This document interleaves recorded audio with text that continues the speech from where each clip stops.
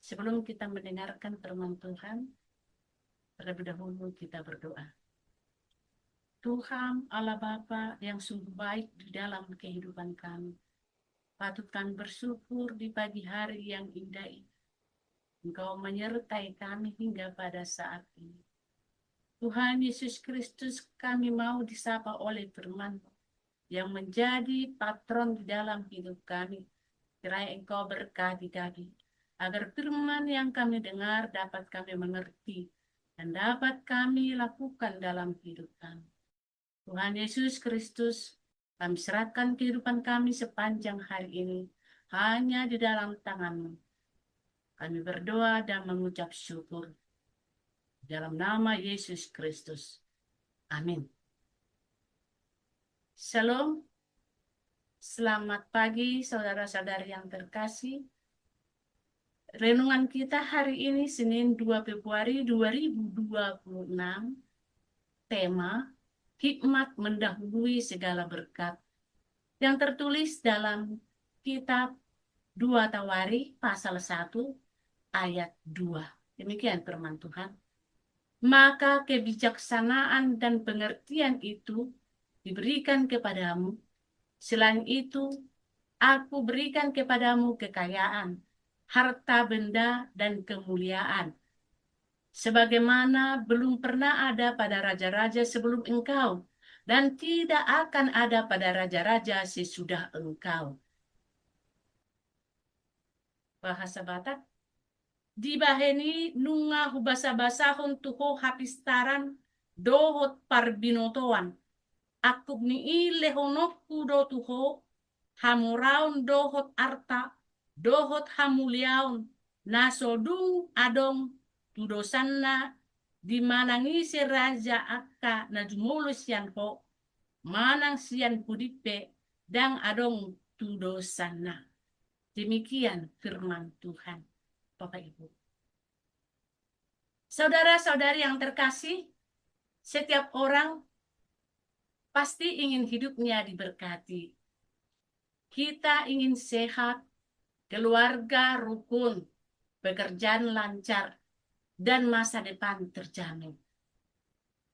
Tidak ada yang salah dengan keinginan itu. Namun firman Tuhan hari ini mengingatkan kita bahwa ada satu hal yang harus kita cari lebih dahulu sebelum berkat, yakni hikmat. Saudara-saudari yang terkasih, Salomo adalah seorang raja muda. Ketika Tuhan memberinya kesempatan untuk meminta apa saja, Salomo tidak meminta kekayaan,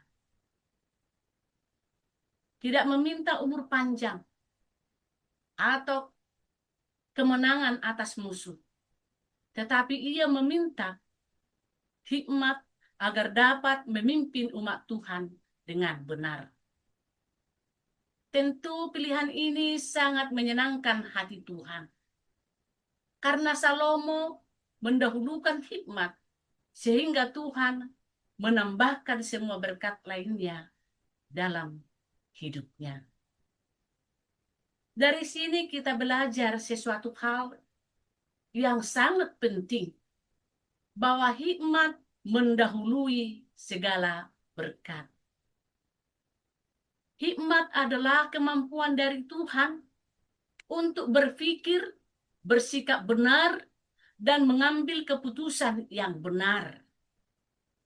Tanpa hikmat, berkat bisa menjadi masalah. Kekayaan tanpa hikmat bisa membawa pertengkaran.